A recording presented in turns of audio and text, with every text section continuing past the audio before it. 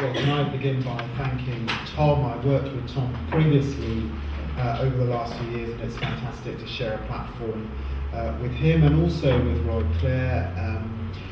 You know, of our national museums, the National Maritime Museum really played probably the most leading role in our commemoration of the abolition of the slave trade this year, and Roy was instrumental in that. So I'm really very, very pleased that he's taken up his role leading the museums, libraries and archives.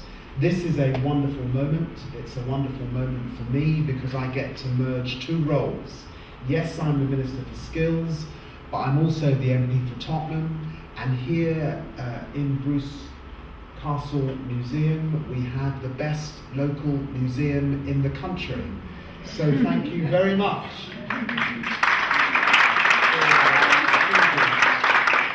To launch this Creative Apprenticeship second stage here in my local museum. Let me start by saying that, of course, apprenticeships are not new. They have been with us since the beginning of time. St. Paul was an apprentice. On the road to Damascus, he was a leather maker. He was a tent maker. He was in the business of working with leather and creating tents. David Beckham was an apprentice once. The Speaker of the House, Michael Martin, was an apprentice. He worked at Rolls-Royce way back, long before he ever dreamed of becoming a trade union member and then ending up as a Speaker of the House of Commons. And so it is staggering that in this country we could have got to a place by the mid-1990s where there were only 75,000 apprentices in this country. And one of the things that I want to be absolutely crystal clear about is that I am absolutely committed to young people going to university and to that 50% target, and to increasing only the 10% of young people going to university. But I am as, if not more, committed to another group of young people. A group of young people who get up for work early in the morning, finish late, understand routine, understand discipline, understand commitment, are working in terms of academic work, but also vocationally. And those young people are our apprentices. And we need many, many more of them.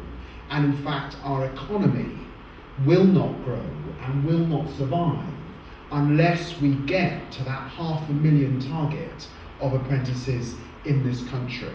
And so you'll see every sort of May, June, young people with hoods and things on the back of their necks. This is a moment to celebrate that other group of young people, our apprentices. Hugely, hugely important, and I'm so grateful to the Sector Skills Council here for having that ambition for 1,000 apprentices. Let me say something else about this particular sector, about creativity and the arts. In society, we need people that stand back and comment on the way we live our lives. We need people that create beauty. We need people that provoke thought and ideas. We need people that challenge us, that move us to a different place. That was why it was such a privilege for me to be the Minister for Culture. Why buildings like this one, where you can walk in off the street on a rainy day and be inspired, where you can learn something that you didn't know before that's on the walls. And why is it so important that we pass this on? The apprenticeship in the end is about passing on. It's about mentorship. It's about leaving something for another generation. It's about, if you do a job and you enjoy your job, recognizing that one of the greatest things you can do in that role is see someone younger than yourself come up behind you. And in this period of our time where we talk about our young people and our youth, and particularly about our boys, and we think about some of the problems that exist in our communities, apprenticeships are a key and important way of passing something on, of building and committing to community. And that's why apprenticeships, it seems to me, are so special. And they are particularly special in this sector, a sector that's hugely important to our economy, of course, but actually is hugely important to our society. We need that generation of young people coming through. And we need a diverse range of young people coming through. Britain in the 21st century has the opportunity, if it grips it, to really be one of the most important nations in the world. Why? Because of our diversity.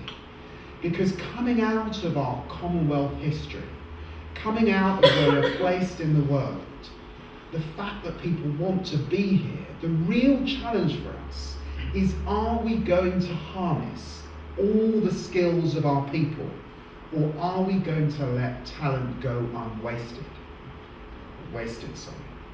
The downside of my job, the hard side of my job, is coming across young people and adults with talent every day of the week, and knowing that for too many of them, they're not going to get the opportunity to build on that talent, to share that talent, to pass it on in their families and their communities. It's talent stifled. And so that's what's also wonderful about the ambition behind this. It is an ambition in this sector also to see young people coming in from non-traditional backgrounds. Not the same old faces, but different faces. And we also know that arts and culture needs that. That we want rooms right across the country that look like this one, that are diverse, that are male and female, that are young and old, black and white. And that's also got to be centre stage to our ambition. We've got a lot to do, both for young people and adults.